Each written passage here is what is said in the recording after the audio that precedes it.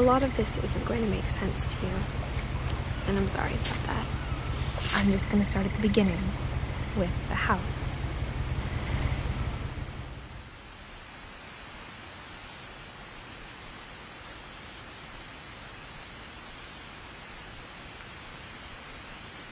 Someone had put up a chain link fence, but it looked like I wasn't the first person to hop it.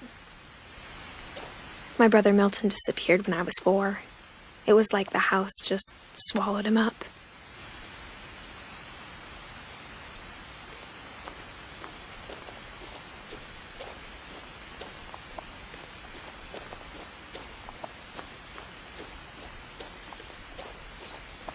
I lived here until I was 11, but I wasn't allowed inside half the rooms.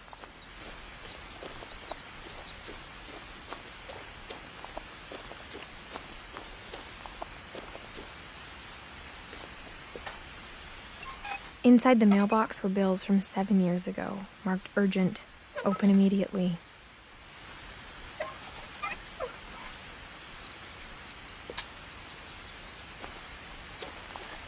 I hadn't been back since my brother Lewis's funeral.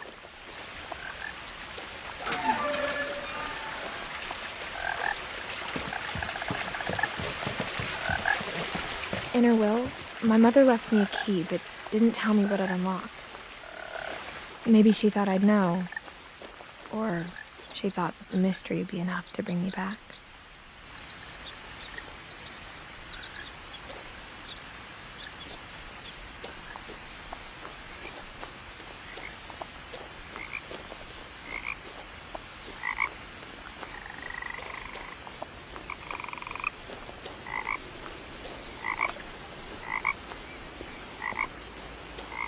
The truth is, even after I inherited the house, I never thought I'd come back to it.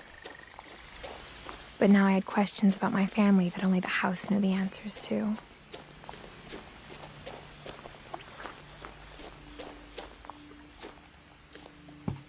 The woods around the house have always been uncomfortably silent, as if they're about to say something but never do.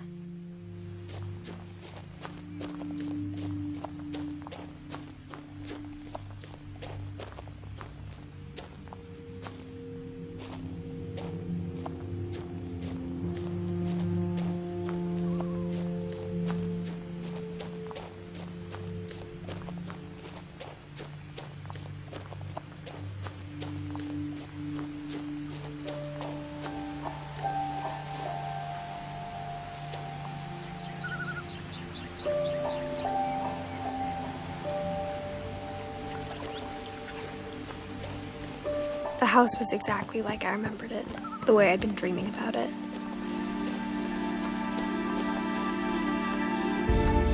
As a child, the house made me uncomfortable in a way I couldn't put into words.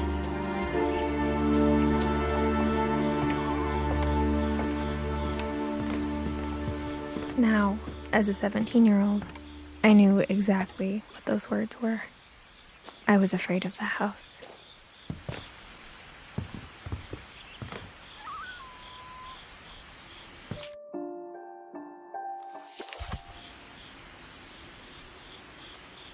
I hoped the key might unlock the front door. It didn't.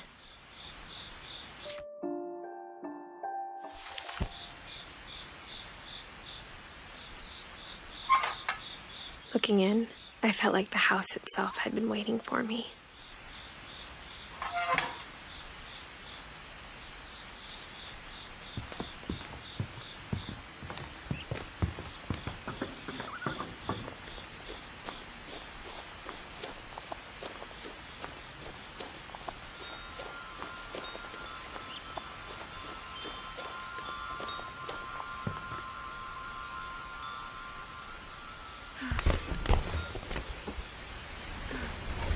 Crawling through the doggy door used to be a lot easier when I was 11.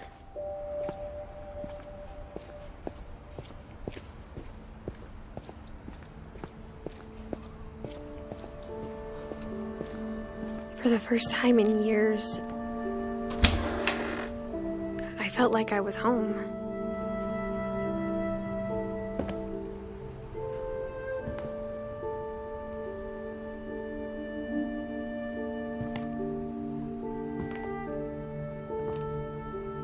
But instead of a family, there were just memories of one.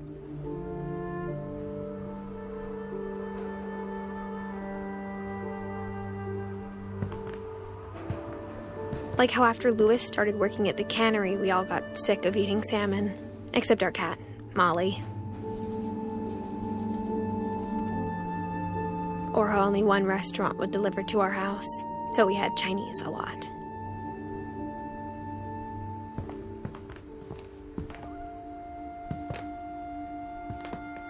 Nothing in the house looked abnormal. There was just too much of it, like a smile with too many teeth.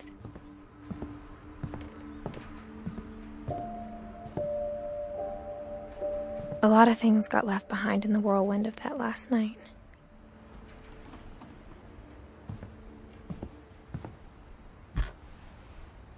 Edie told me once that every Finch who ever lived is buried somewhere in the library.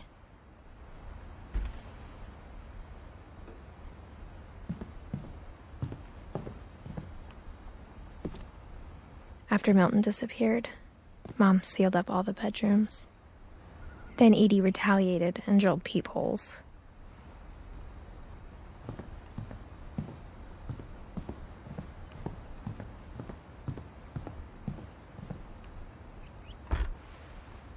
My Grandpa Sam spent 7 years sharing a room with his dead brother, Calvin.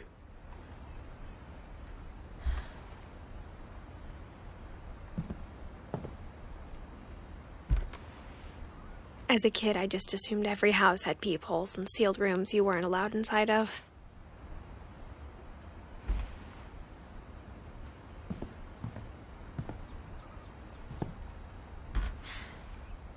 The last time I was in Edith Sr.'s room, I was 10 and she was painting my portrait.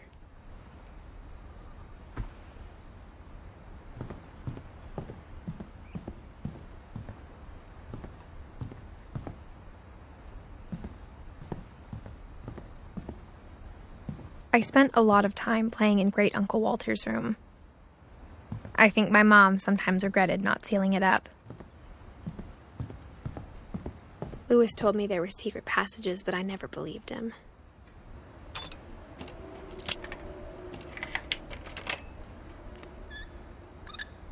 Turns out, my mom was really good at keeping secrets. Now it was time to find out what my mom had been afraid of.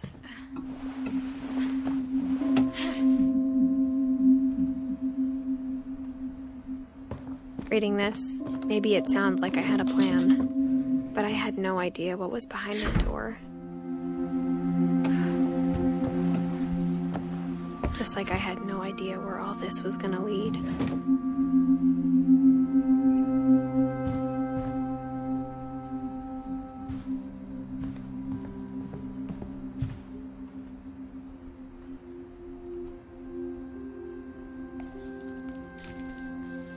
December 13th, 1947.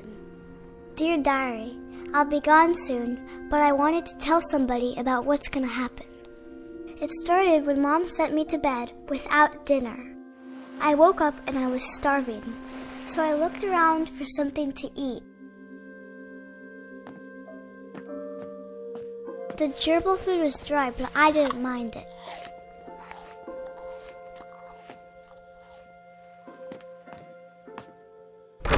Mom, can I come out now?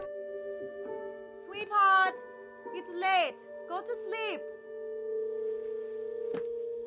My Halloween candy was all gone.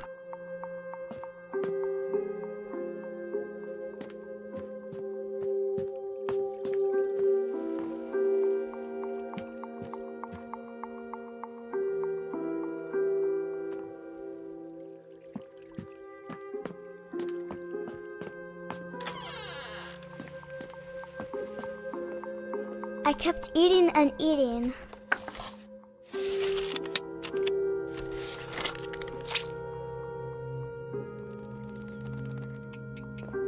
I ate a lot of things that night.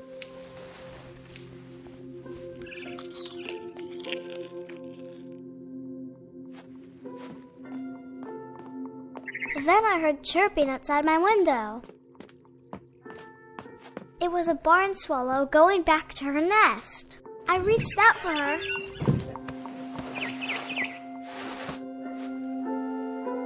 And suddenly, I was a cat.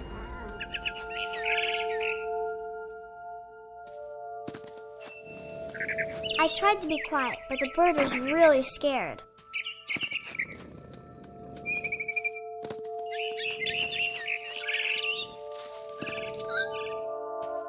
Mom and Dad didn't even look at me.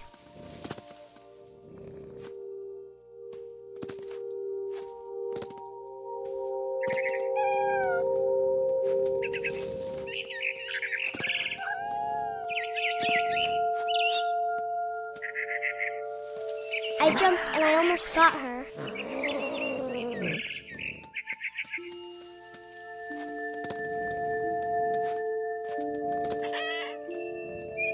I could tell she was getting really tired. Now I was up in the big tree. I promised Dad I wouldn't climb it anymore. All I cared about was eating that mama bird. I gobbled her up. And suddenly, I was an owl.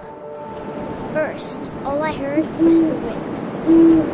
Then I heard little teeth nibbling in the grass.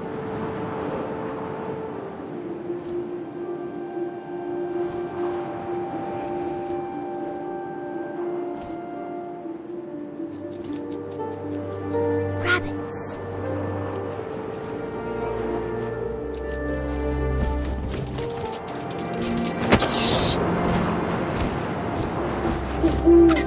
I imagined his face looking up and seeing mine through my talons. I swallowed him up, and I didn't chew one bit. And then I flew off to find something bigger.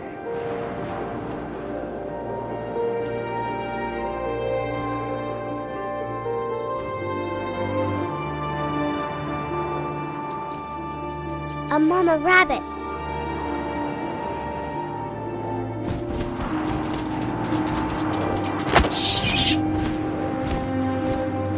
She was almost too big to carry. I started choking, but I couldn't stop eating. And suddenly, I was a shark.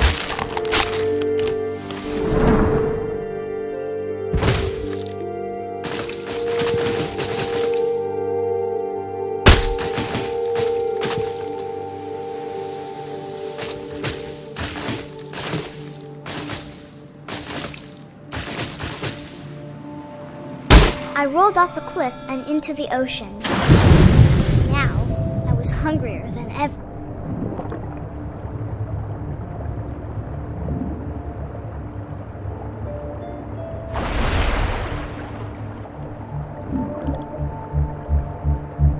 I wanted fat, juicy seeds. I tore off her flipper, and it tasted really good.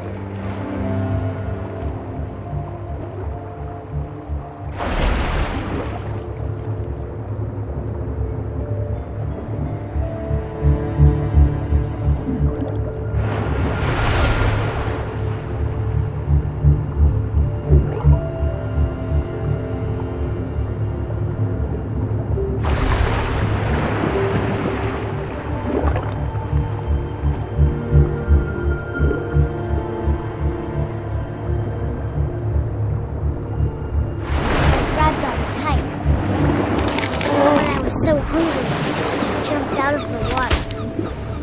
When I opened my eyes, everything had changed.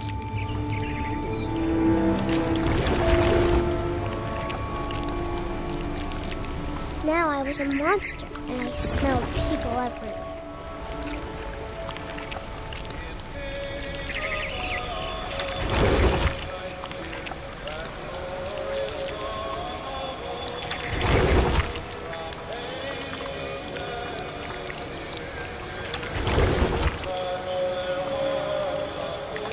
I was big, but I moved real quiet.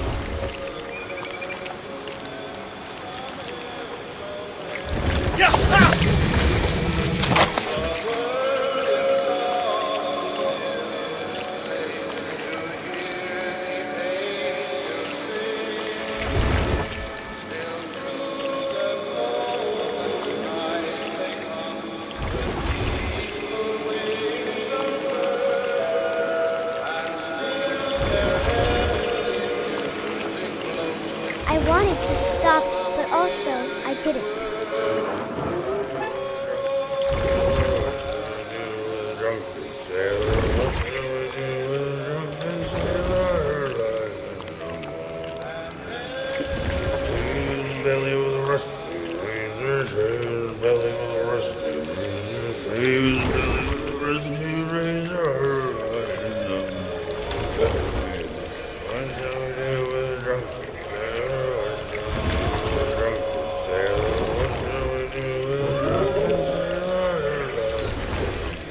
After the last passenger, I was still hungry. And to cross the water, I smelled something new. Something I had to have, so I swam towards it.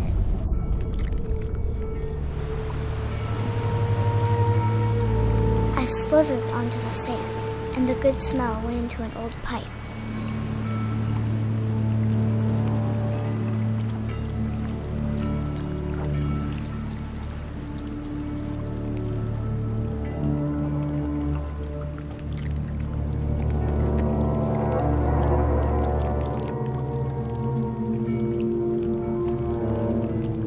I got closer and closer.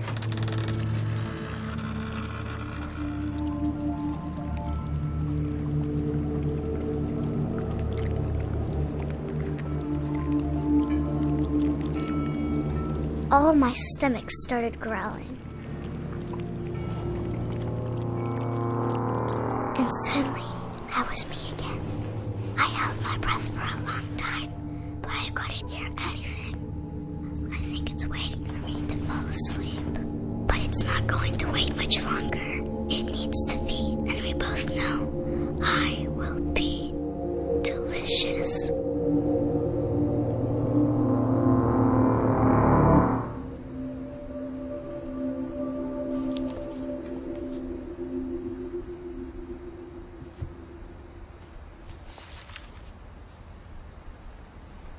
I'm not sure if I believed all of that, but I'm sure Edie would have.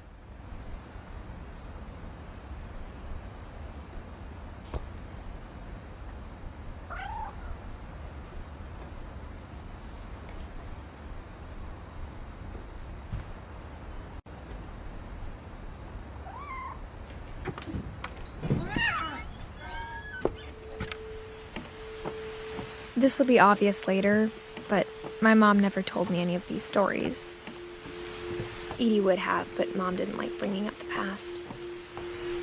Though, when we adopted a stray kitten, she was the one who named it Molly. I spent a lot of time in Great-Grandma Edie's room.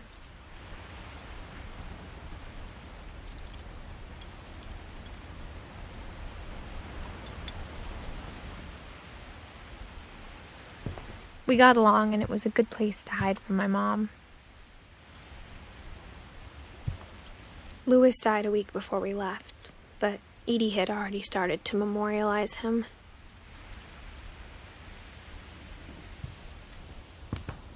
Her room was like a museum.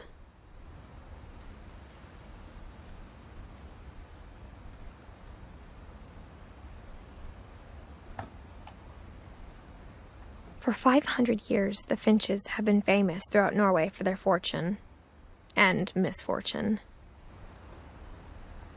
Odin Finch buries the latest victims of the family curse, his wife Ingeborg and their newborn son, Johan.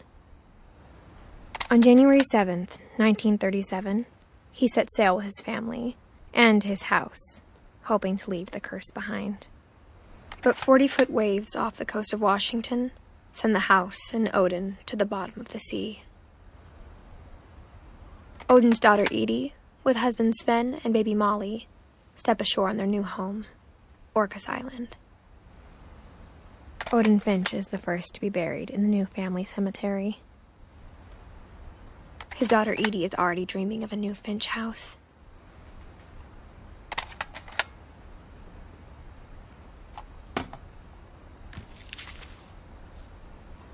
Whatever's wrong with this family, it goes back a long ways.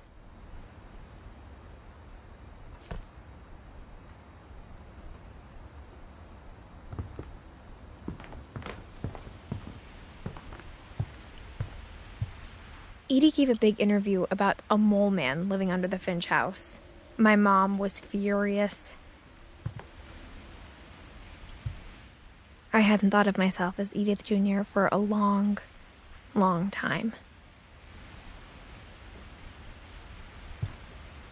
When Edie told people Sven was killed by a dragon, she could also have said he was building a dragon-shaped slide that collapsed. She could have, but she didn't.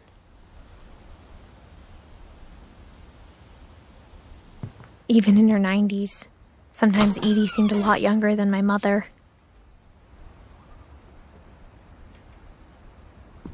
The only trace Grandpa Sam's first wife, Kay, left on the house was the pink bathroom. It was a pretty big trace.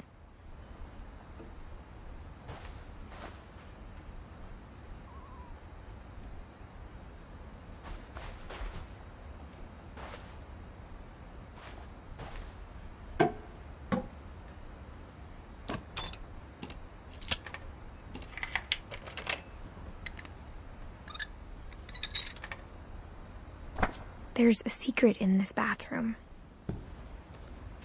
It's in the last place you would look.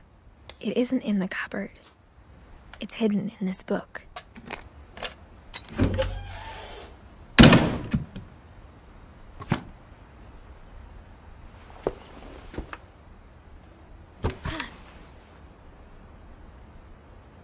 Sven gave Sam an old camera he'd refurbished.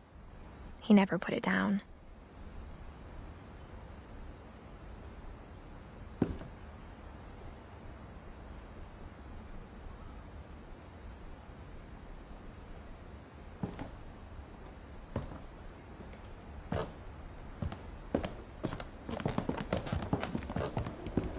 From the paintings on the wall, it was clear my brother Milton had been here before me.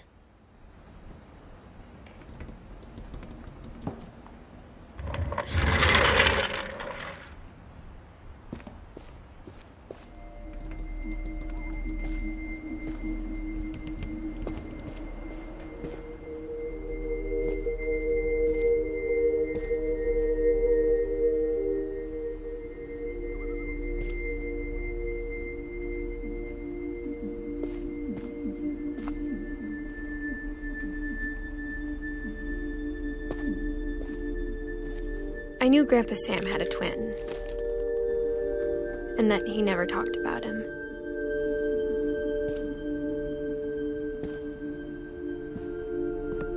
I guess my grandpa didn't like history any more than my mom did.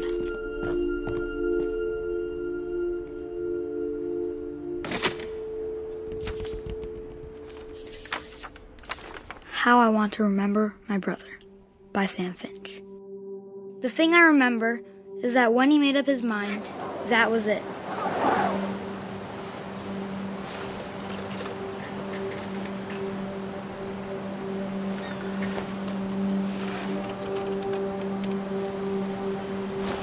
My brother said he'd die before he ate another mushroom, and he did.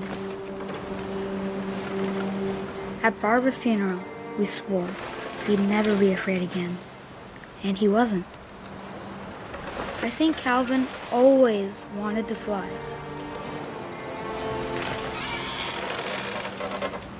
Sam! Calvin! Dinner's ready! Coming! But that day, he finally made up his mind to do it. I told him going around was impossible. Maybe if I hadn't said that, Calvin! I'm not gonna tell you again! maybe if the wind hadn't picked up, then maybe he'd still be here. But I doubt it. I think he'd already made up his mind. That's what I want to remember about my brother.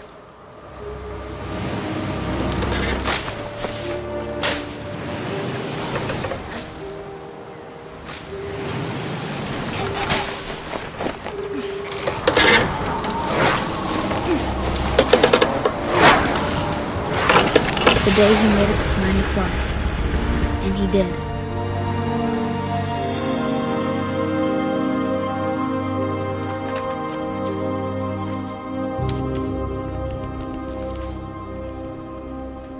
Calvin's story felt strangely familiar.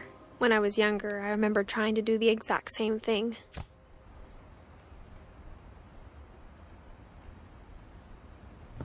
After the funeral, Edie roped off Calvin's half of the room.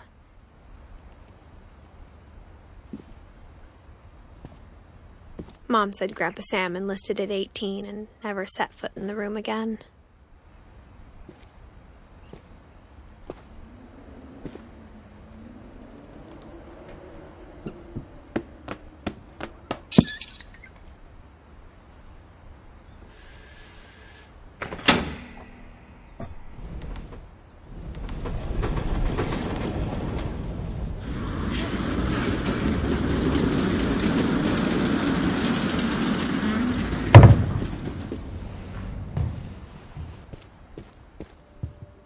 The passages were a pretty tight fit. They'd obviously been built for smaller hands and bellies.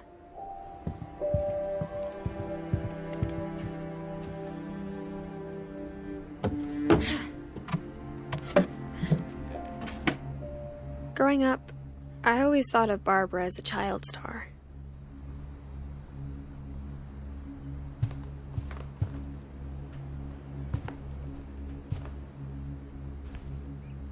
I never thought about how hard it must have been for her afterwards.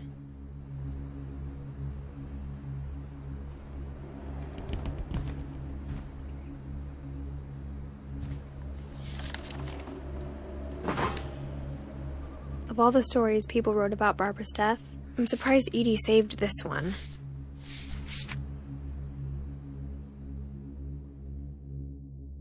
Old Jack here with another ghastly tale inspired by America's most unfortunate family. I'm calling it The Surprise Ending of Barbara Finch. As a child star, Barbara was famous for her scream. Now at 16, she was all washed up. A has-been. But in a lucky break, she'd been asked to perform her signature scream at a local convention for monster movie fans. It was just the boost her career needed. Unfortunately, her scream hadn't aged well. Getting better. I think you just need the right motivation. Her biggest fan and current boyfriend, Rick, was about to demonstrate when... Now that was a great scream. It was Barbara's father, Sven. He'd slipped into a table saw and had to be rushed to the emergency room. So Barbara got stuck babysitting her youngest brother, Walter. Her convention comeback was cancelled. Okay, I'm hearing frustration, but I'm not hearing terror. What if I tried... A gang of hoodlums in Halloween masks have been terrorizing Orcas Island tonight. Police are urging residents to... That came from the basement. You're right! Also, I loved your delivery on that. Why is your basement door locked? Because my dad likes making puzzles and secret passages. There's a key hidden in the music box. The secret is to keep winding and winding until finally the key pops out. Thanks, babe. I'll be back in a sec. 20 minutes later, Rick hadn't returned. So Barbara went to look for him, right on cue. She reached for the music box. And as she wound the key, she listened for Rick, but the house was silent.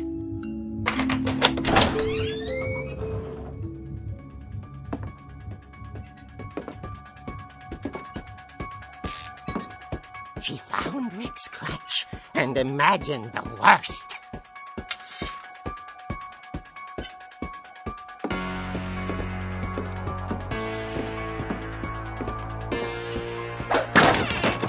The gang's leader is the infamous Hookman killer, Dr. Carl Hamill, who entailed and then ate his family 10 years ago tonight. The old fridge rattled and grew still. Oh dear! Oh! Rick? Barb, relax. I was just trying to scare you to help you find your scream. Well, I'm not scared, Rick. I'm furious. Then act furious. All I'm getting from you now is that you're hurt and confused and you're... She threw him out, but she kept a little something to remember him by. Barb, have you seen my other crutch? And she was still holding it when she fell asleep watching the late picture show. Hours later... Barbara! Walter, what's going on up there? Ah! Okay, I'm coming up, but if this is a trick, you're dead, Walter.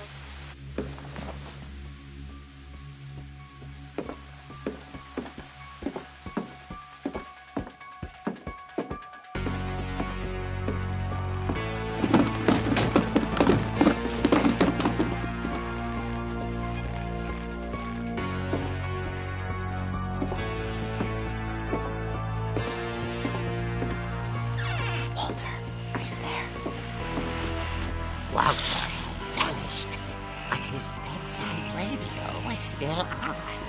Orcas Island police describe the man as 6 feet tall, with a steel hook for a hand.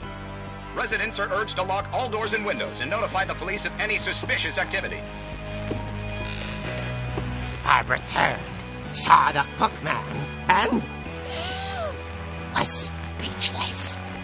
He was quite smashing.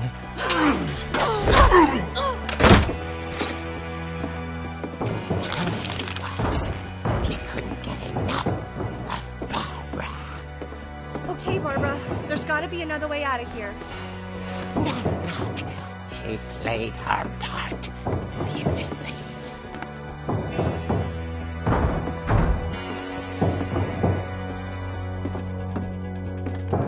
Molly's door hadn't been opened in years. The hinges groaned.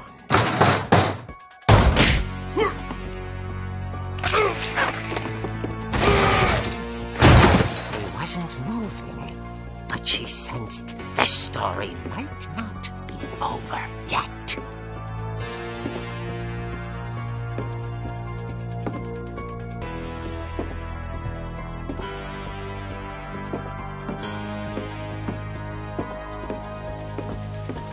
The hookman had vanished. She listened for his breathing, but all she heard was...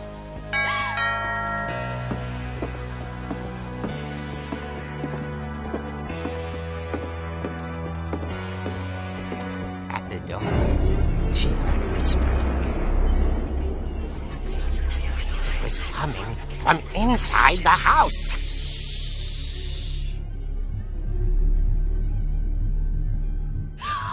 Oh dear. The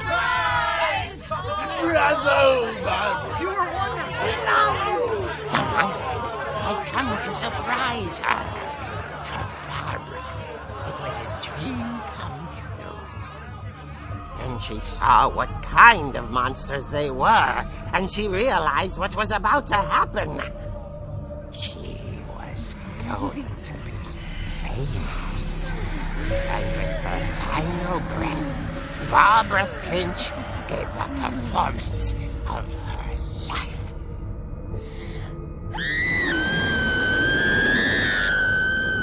I wasn't there myself, but I hear Barbara was magnificent. Poor girl. She had a taste for stardom. But unfortunately, so did her fans. Of course, the police blamed it all on poor Rick, who disappeared the same night. And little Walter, hiding under his bed the whole time. He took it all pretty hard, but that's another story. As for Barbara, tucked inside the music box is all they ever found of her. Her ear. Now that's what call a real eerie tale.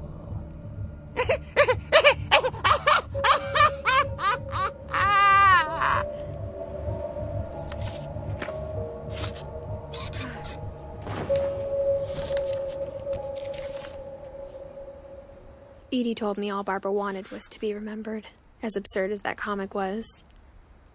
Maybe what Edie saw was a happy ending.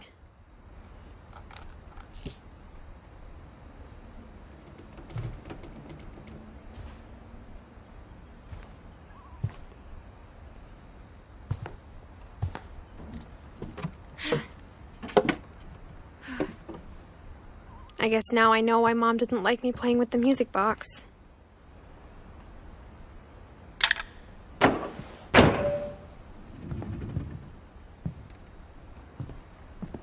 Whenever people ask me about my family, the first thing they always want to know about is Barbara.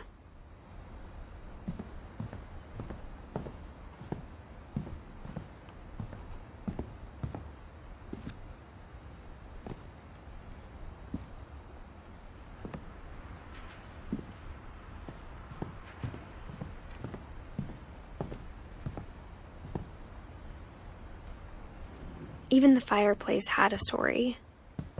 Edie told me the bricks came from the original house, after it sank. It's funny. All those times I played with the music box and never found the basement key.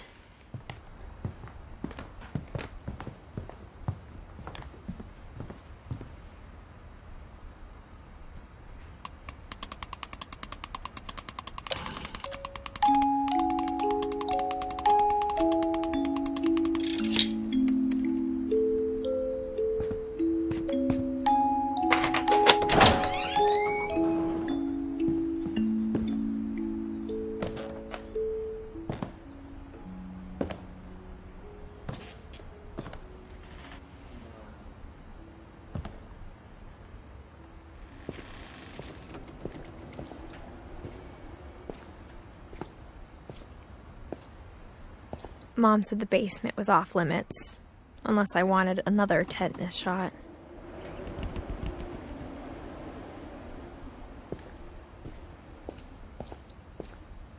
I saw Edie sneak down to the basement once, carrying packages. I thought maybe she was hiding presents. It turned out she was hiding a lot more than that.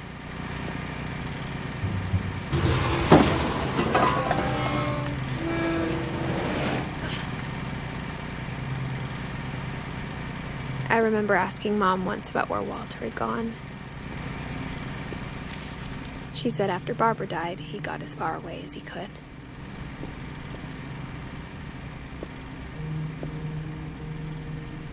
If there's a pattern in all these stories,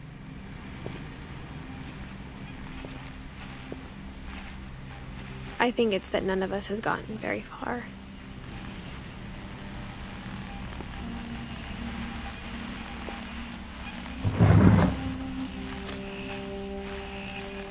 Goodbye, everyone.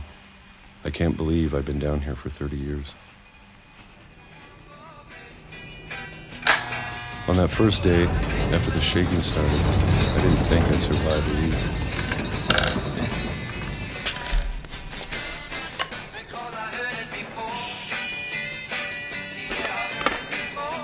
But after a few days, I settled into a routine. That's what kept me sane. Having a schedule, living for today. I always expected to be dead tomorrow. But if you wait long enough, you get used to anything.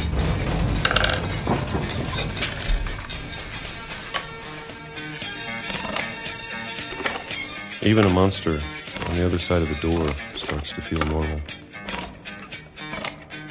Almost friendly.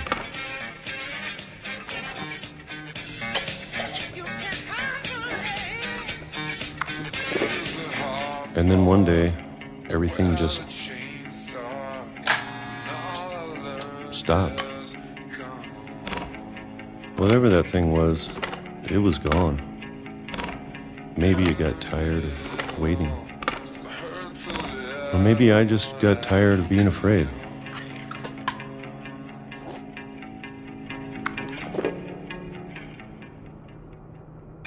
It's been a week now, the longest in 30 years. I'm done waiting. I have to leave while I still can.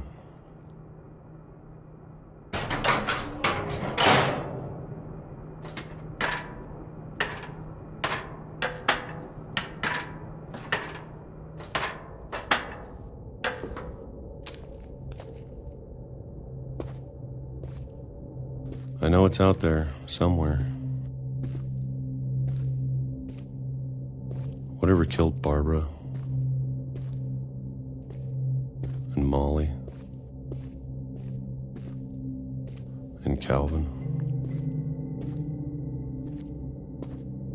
Maybe this is all a mistake. But I need to stop living the same day, even if it kills me.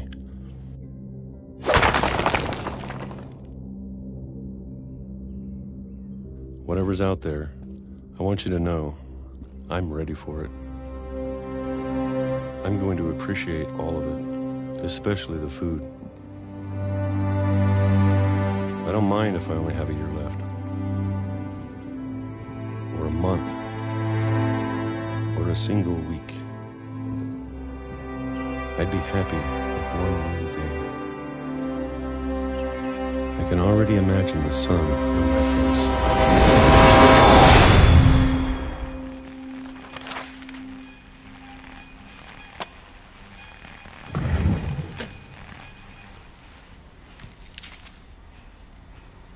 Walter died when I was 6. I can't believe my mom never told me he was down here.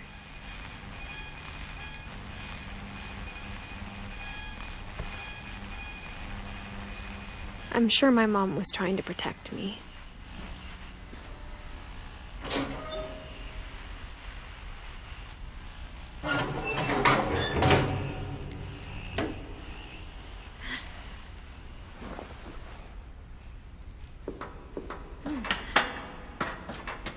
Maybe she was afraid I'd end up like Walter. But if she never told me about an uncle under the house, I can only imagine what else she was hiding. I don't want to make the same mistakes she made, trying to bury something that's still alive.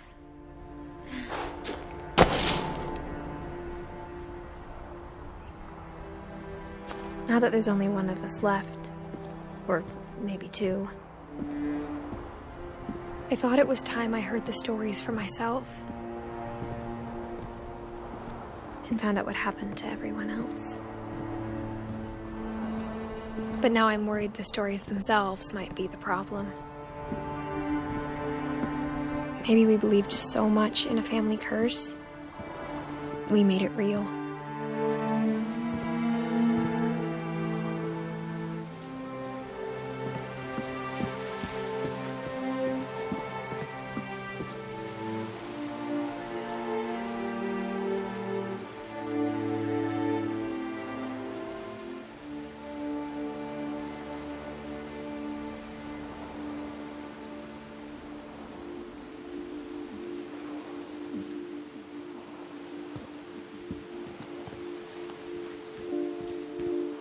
I don't know if I should even be writing this.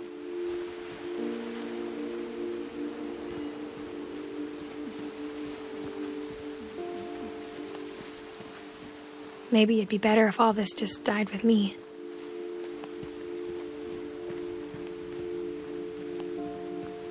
But I thought you should know about your family.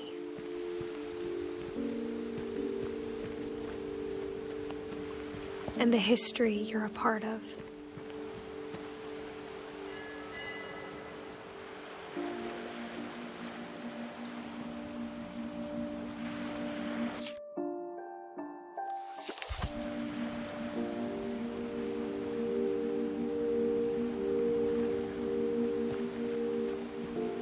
Though to be honest, I feel as lost as you probably do right now.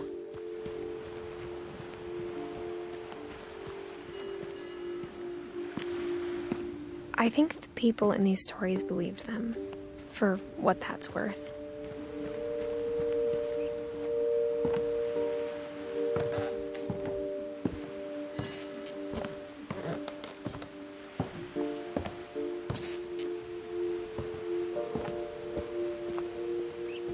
And when you look at the house, that history of imagination and stubbornness and madness, any of it seems possible.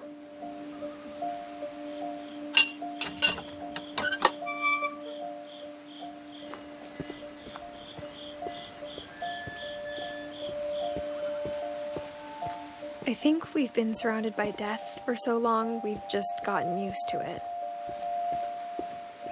What kind of family finishes building a cemetery before starting the house?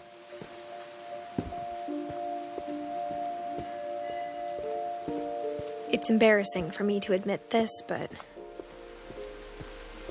the pet cemetery made me more uncomfortable than the human one. 3 of the gerbils were mine, and 2 had been my fault.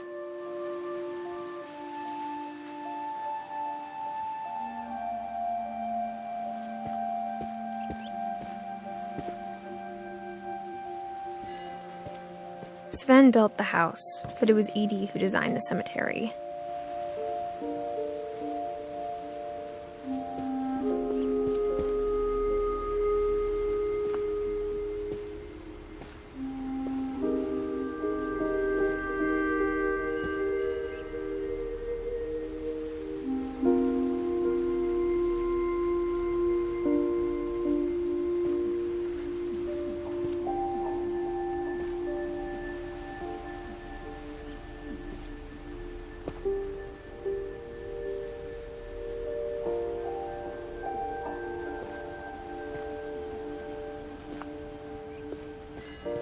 I'm sure Odin's monument had been Edie's idea.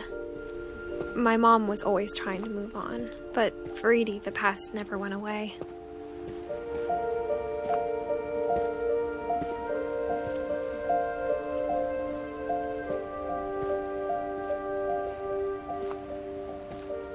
She could see it poking out of the water at low tide.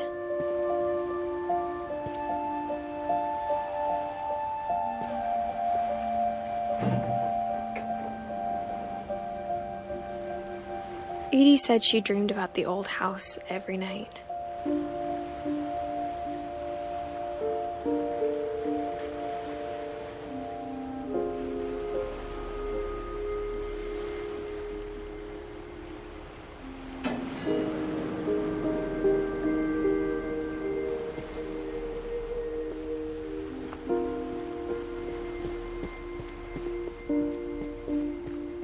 Edie's side was always easier for me to understand. But the older I get, the more I can see where my mom was coming from. Her dad had been pretty strict, but it wasn't enough to save her brothers. She was just trying to do better.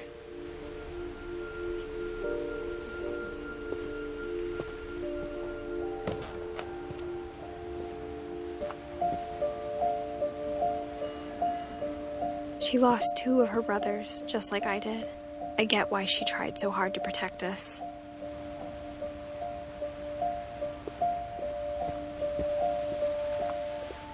There's so many things I wish I could ask my mom now. Part of me thinks this is what she wanted all along. For me to come back someday and find everything out for myself.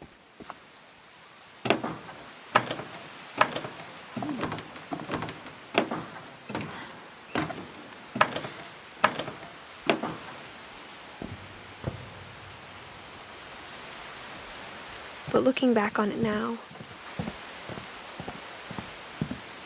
if she told me there was going to be so much climbing, I never would have come when I was 22 weeks pregnant.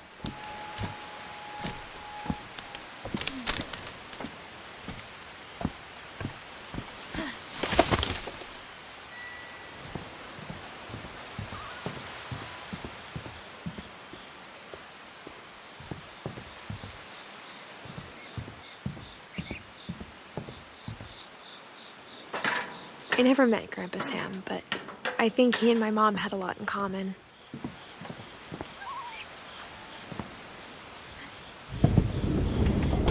They were both pretty intense. Sam spent his life shooting photos, but Mom said he got nervous being in front of the camera. I guess we're all afraid of something.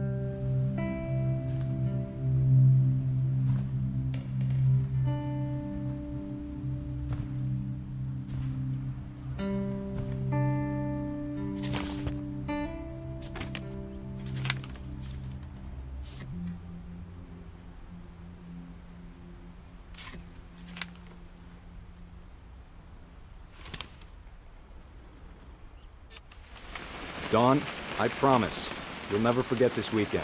Yes, sir. These memories are gonna last a lifetime. What? Am I gonna have to shoot anything? Perfect. It's gonna rain the whole weekend, isn't it?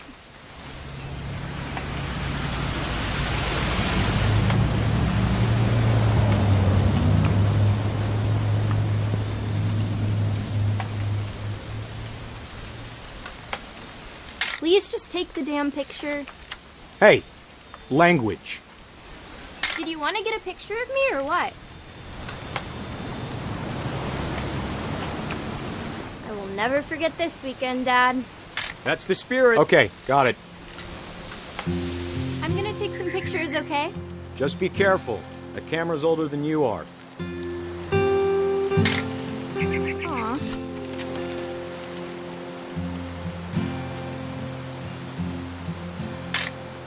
You're right, Dad. It's starting to clear up. Still freezing, though.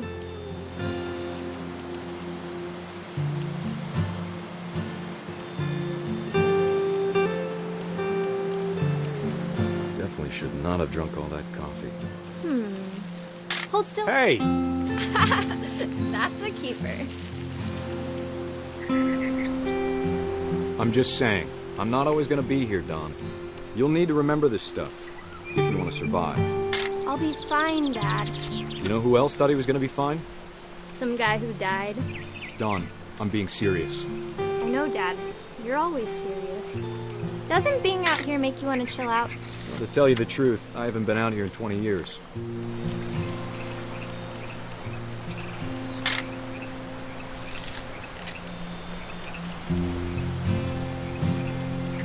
Last time I was with my brother Calvin.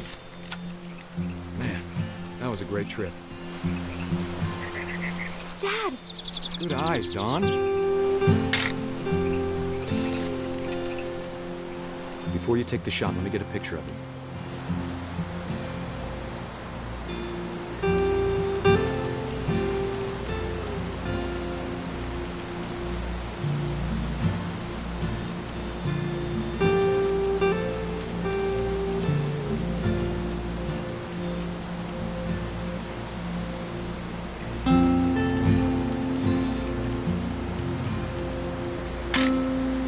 I'm over here, Dad.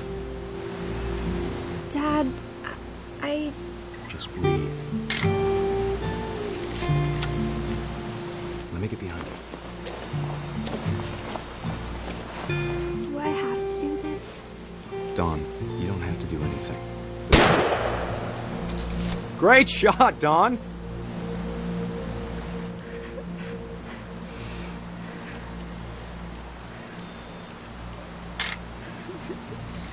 I'm proud of you, Dawn. Always remember that, okay?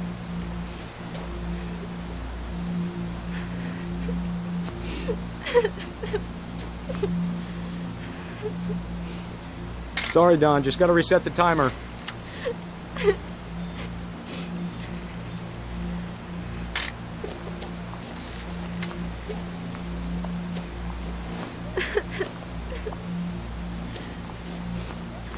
Dad, it's twitching.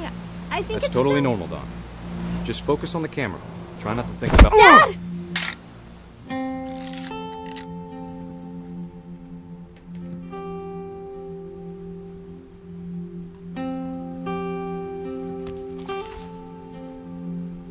Of all these stories, that's the one I wish most that my mom had told me.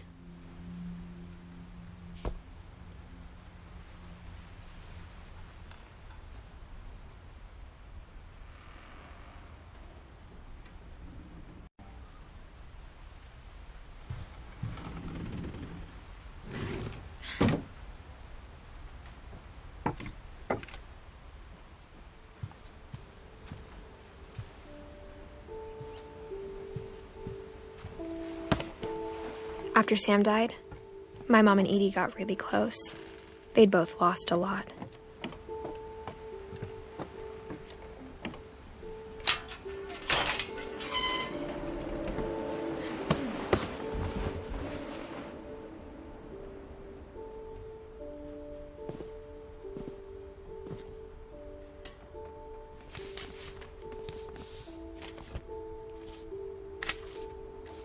Dear Kay, do you remember the way Gregory used to laugh when he thought he was alone? Like something funny was happening, but only he could see it.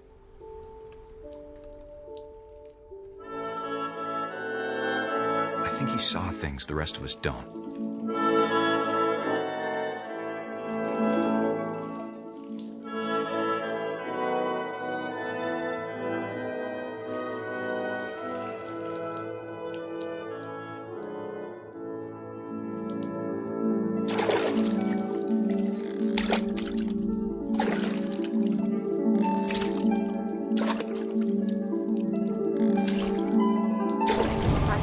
Gregory, it's time to...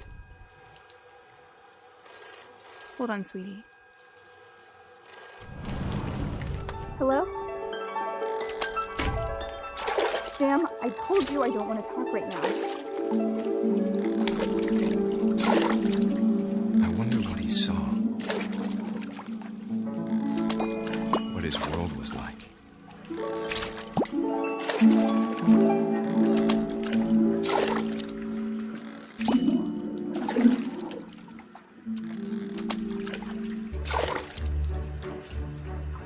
Reminded me so much of Calvin. Lost in his imagination. Whatever it was he saw.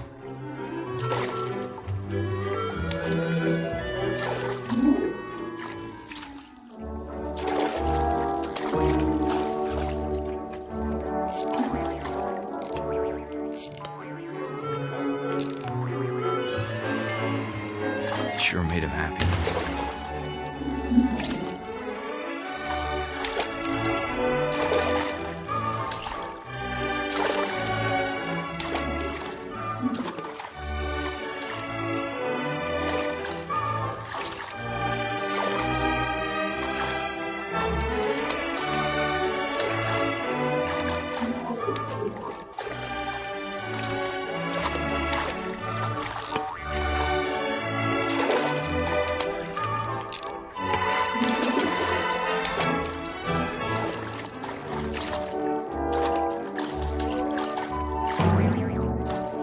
How silly it sounds.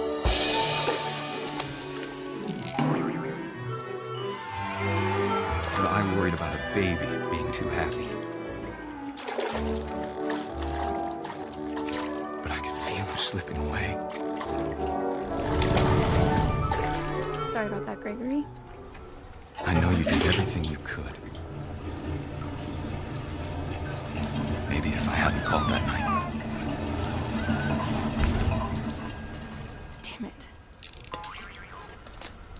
Hold on, I don't want Gregory to hear this. I wish he could have told us about the world he saw.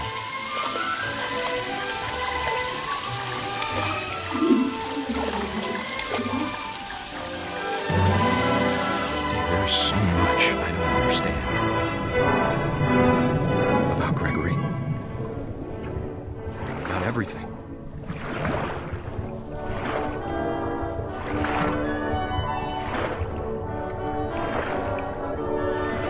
What happened wasn't your fault.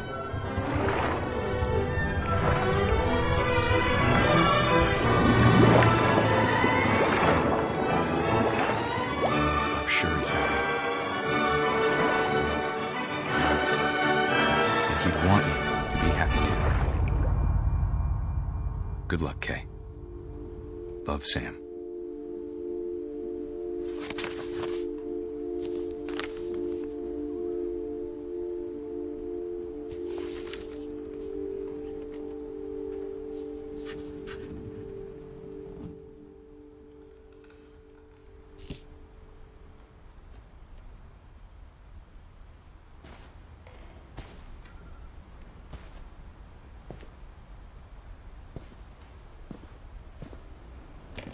can't imagine my mom ever writing poetry, and yet... A poem for Gus, who always said the wedding was a bad idea. Our father never hit us kids, at least not very hard, before the day my brother said with teenage disregard that he'd be dead before he'd see a wedding in our yard.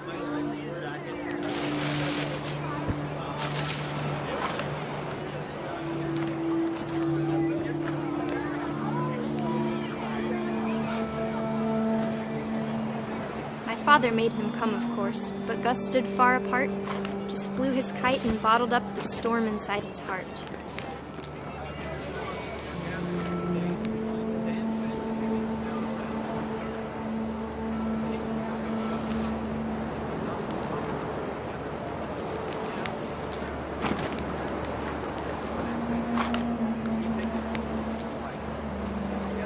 I tried to talk him out of it, but though he'd never met her, "We don't need a stepmom," were the words that I now remember. pronounce you husband and wife.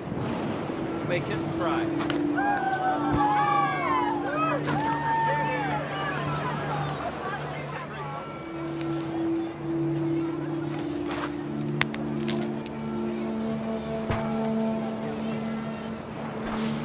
When the time for photos came, Dad ordered him to come here. But Gus declined, and as a sign held up his middle finger.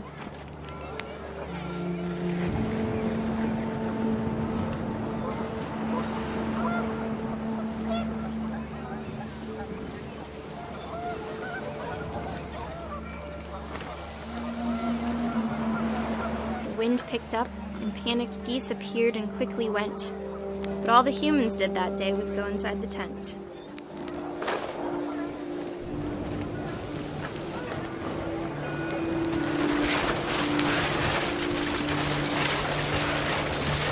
The rain came down in buckets then, but no one seemed afraid that nature might destroy the tent our dad had crudely made.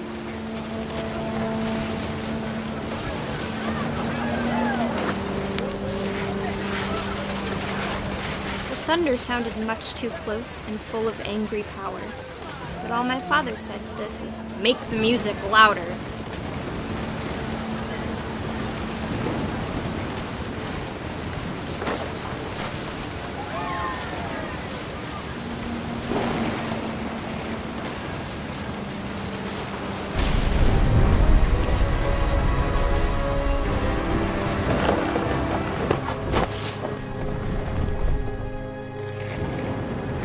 I wish that I could truly say I thought about you on that day. Out there on the beach alone, just you, the wind, the sea, and foam. But I didn't, until we found you.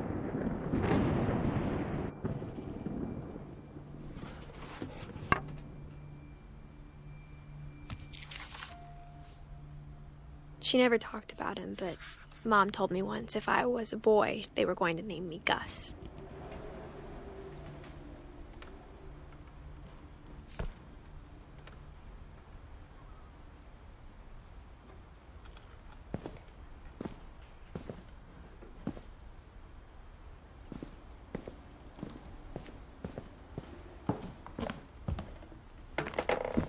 My mom moved up to the loft after her brothers died. At the time, it was as far away as she could get.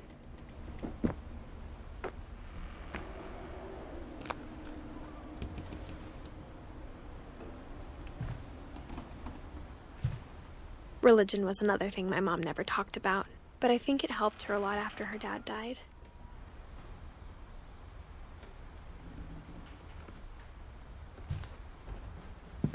She spent a summer building houses in Calcutta, where she met my dad, Sanjay.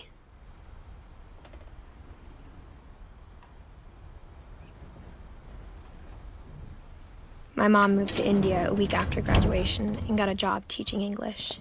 Louis was born a year later.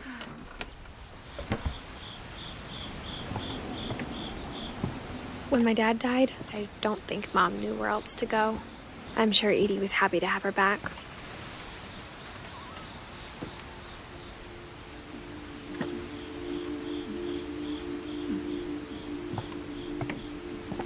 The house had to get a little bigger, but Edie was used to that.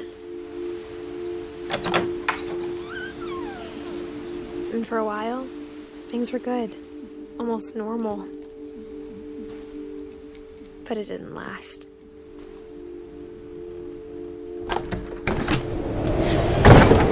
The beginning of the end was Milton's 10th birthday, when Edie gave him a castle. After Milton disappeared, the only thing he left behind was a room full of paintings.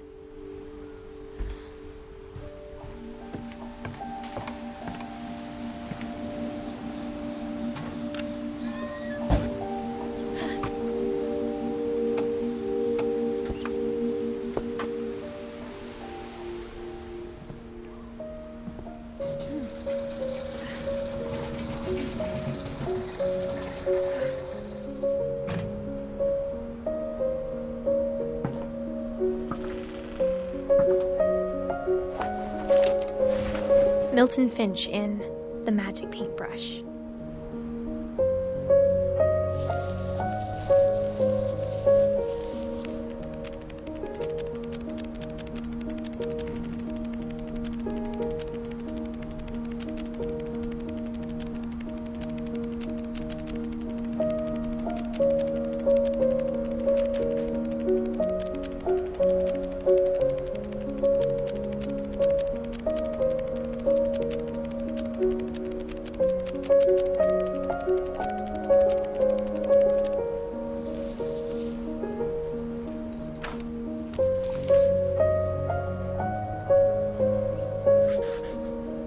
I was 4 when Milton disappeared.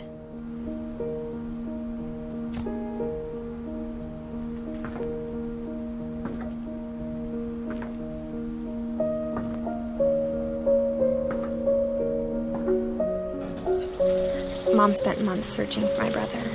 Then she sealed the doors.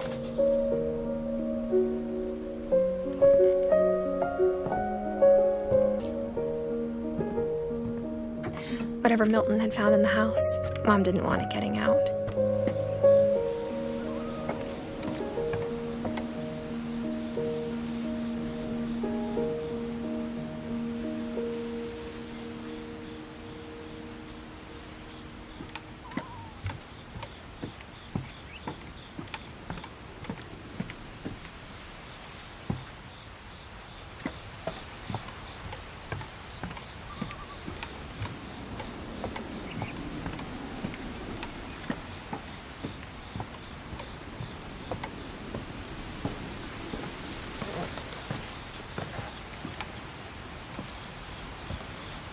Mom definitely blamed Edie, but I think Louis blamed himself. After he graduated, he just spent more and more time in his room, until Mom got him a job at the cannery. Everyone always told me to stay out of Louis's room, except Louis.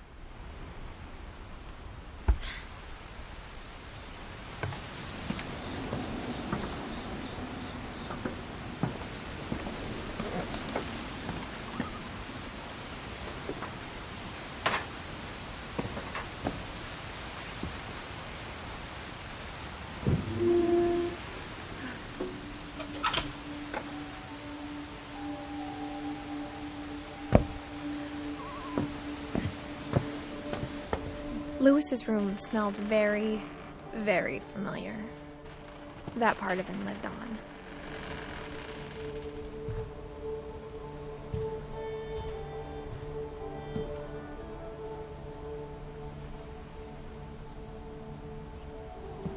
Louis and I spent a lot of time playing games together, but he was surprisingly bad at them. He died a lot.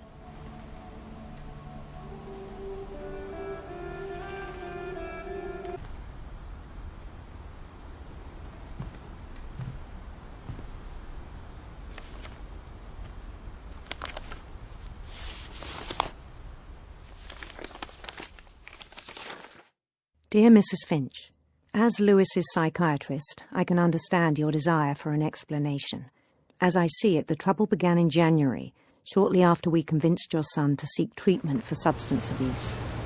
Newly sober, I believe Lewis first noticed the monotony of his daily life.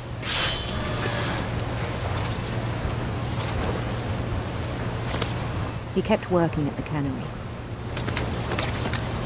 But he withdrew part of himself. In our sessions, I saw the same behavior. His mind began to wander. I asked him to describe it. He said he started small, imagining a labyrinth. He'd feel his way about. Then something moved.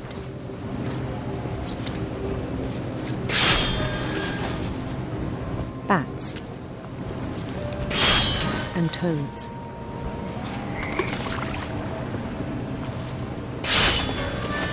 And things that have not names. He knew it was all in his head. But he took it very seriously. I had hoped he'd find himself.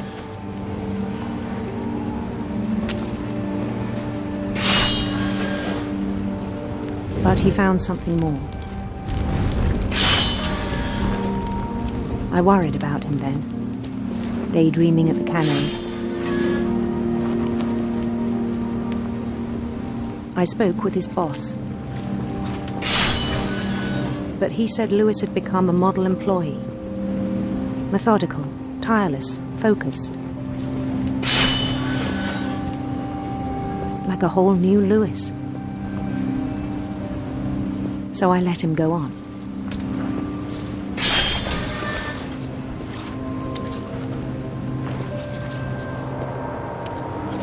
I even encouraged him.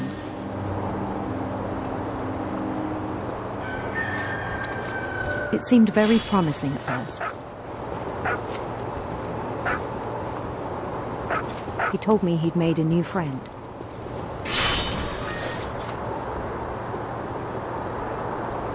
On the edge of a city he named Lewis Topia. He built the city up slowly, brick by brick. Then he made musicians.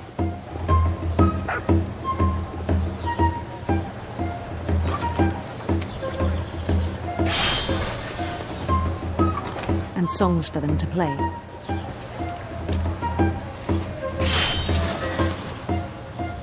He talked about starting a band. And he was always humming something. Every day his imagination grew stronger.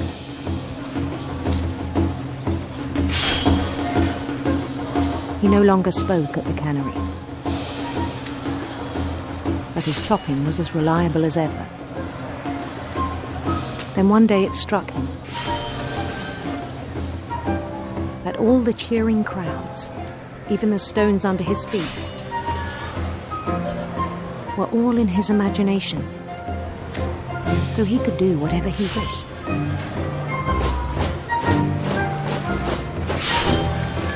He held an election for mayor. And he won.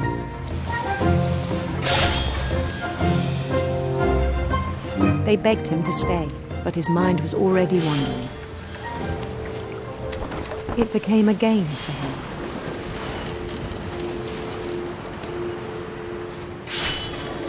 He'd conquer a city, then immediately push on. New Louisville.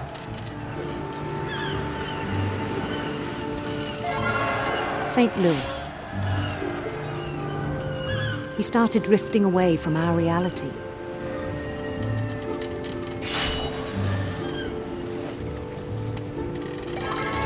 Minneapolis, until one day he forgot to go home from the cannery. Even as his mother pleaded with him, part of Lewis kept sailing on.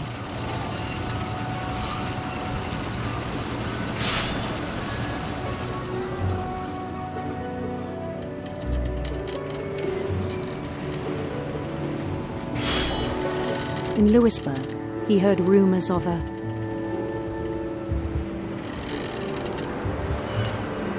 handsome queen.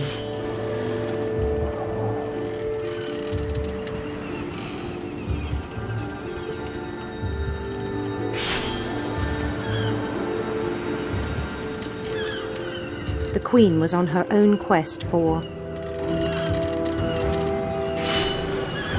sinister serpents.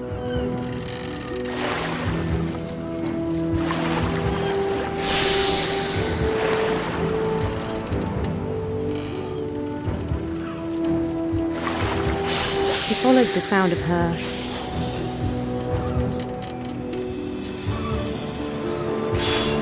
silver harp.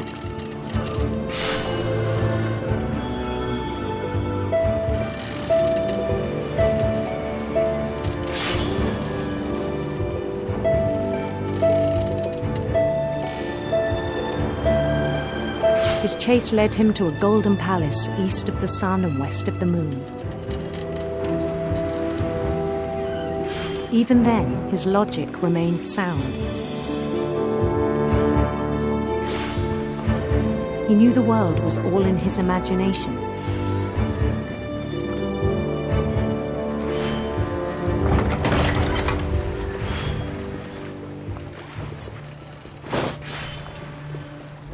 But he was so proud of having created it.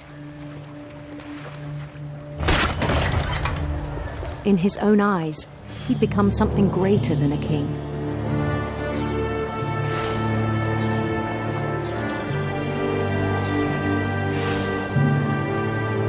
For someone who'd never known success in the real world, I think it was overwhelming. And then it struck him that the real Lewis was not the one chopping salmon, but the one climbing the steps of a golden palace.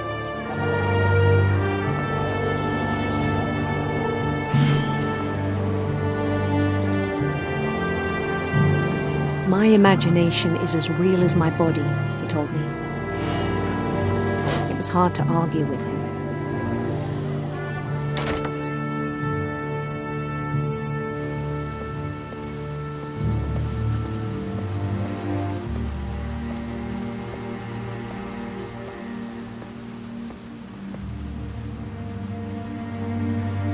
He began to forget the world we know.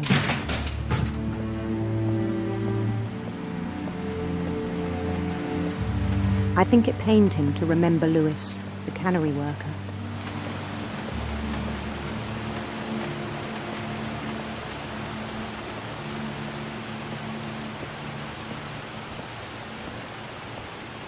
He began to despise the man with a royal contempt.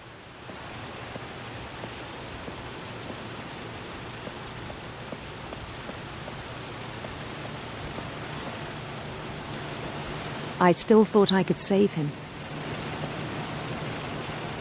Even after he said he was being crowned king over all the lands of wonder. The palace would be packed with his companions.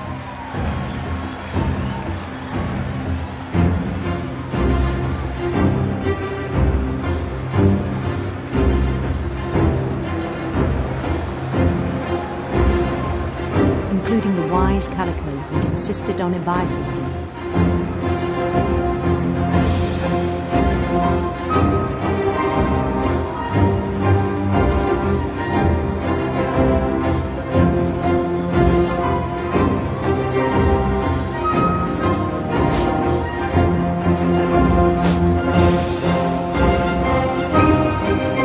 His queen waited, holding his crown.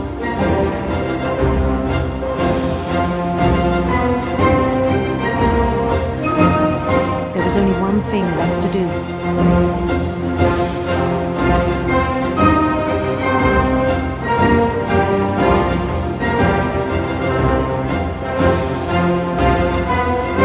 Bend down his head.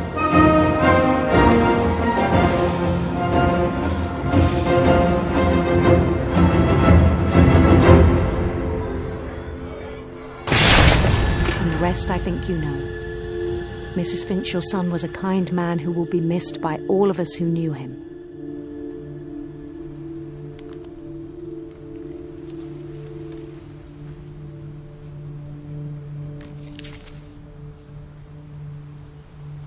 My brother was really cool.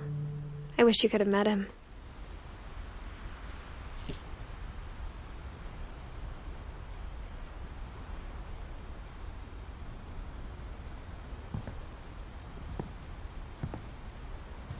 He was so proud of being Indian. I think for him, it was a way to be something other than just a Finch.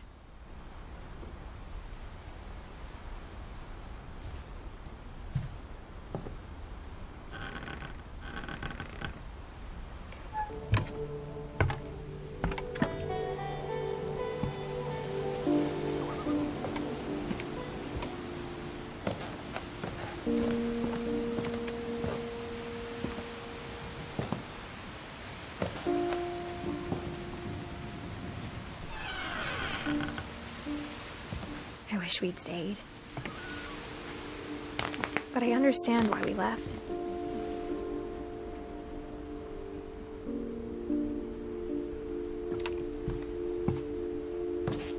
My mom ended up leaving everything behind.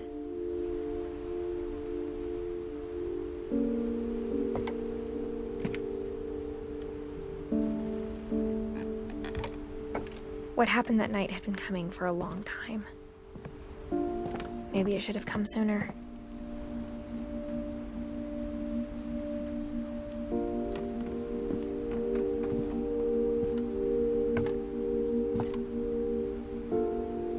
But it had to end one way or another.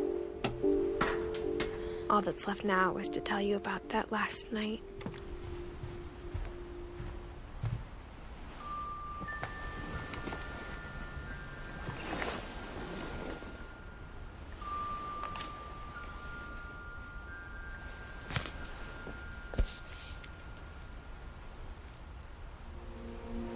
That whole last day, Edie just watched us pack and didn't say a word.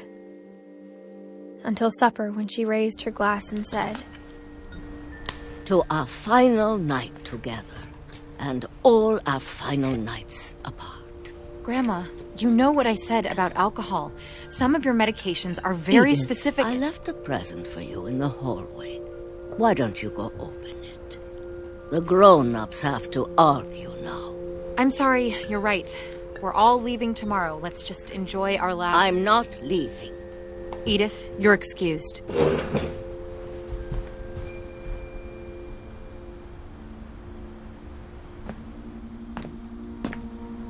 The power had been shut off that morning, but Edie always had plenty of candles. When my mom sealed the library, I don't think she knew about the other entrance, or that Edie had a key to it.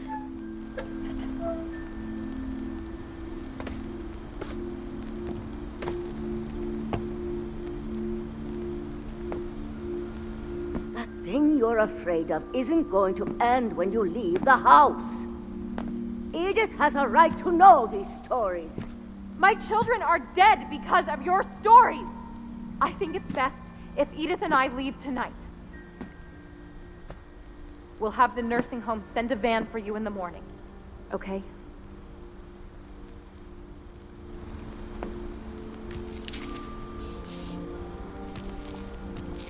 Dear Edith, there's so many stories I wish I could tell you, but there's only time for one. This is about what happened on the night you were born. That night, the tide went way, way out.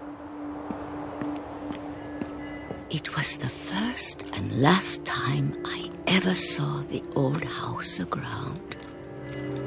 There'd been an earthquake out in the middle of the ocean. They called it the lowest tide in 1,000 years. God, it smelled awful. You know, I've seen that house every day of my life.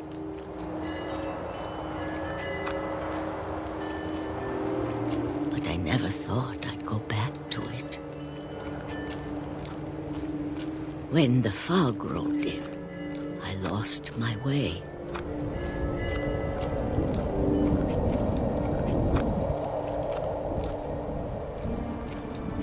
I got turned around.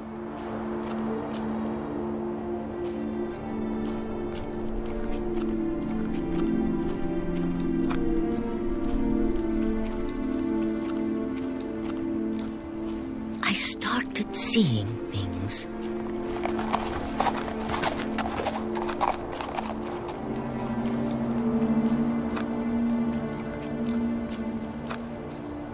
things I'd forgotten had ever existed.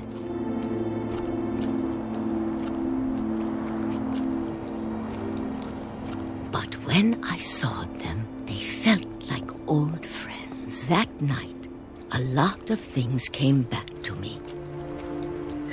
Or maybe I came back to them.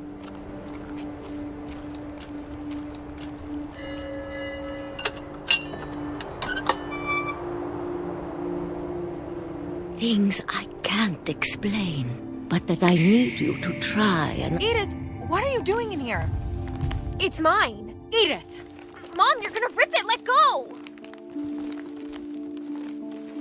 I kicked and screamed, but Mom dragged me to the car.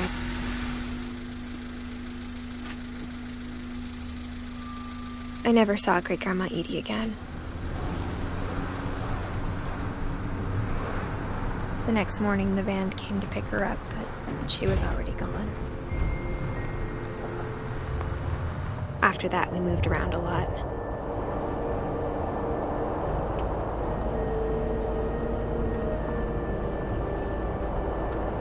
We both tried to make the best of it.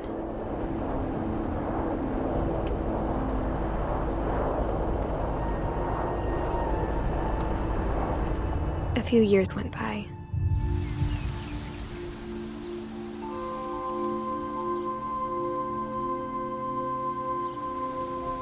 My mom didn't like to talk about it, but she started getting sick a lot. The rest happened pretty quickly.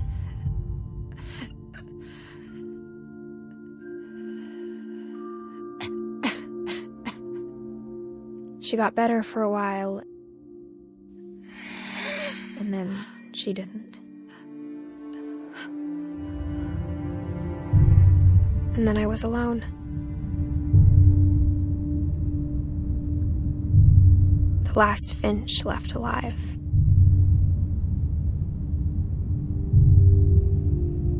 Until I found out about you. I'm still not sure what to tell you about all this. If we lived forever, maybe we'd have time to understand things. But as it is, I think the best we can do is try to open our eyes and appreciate how strange and brief all of this is.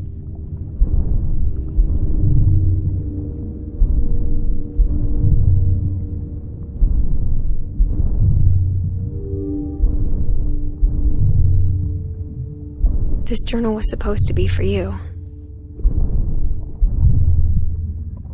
But now I hope you'll never see it. I just want to meet you and tell you all these stories myself. But I guess if you're reading this now, things didn't work out that way.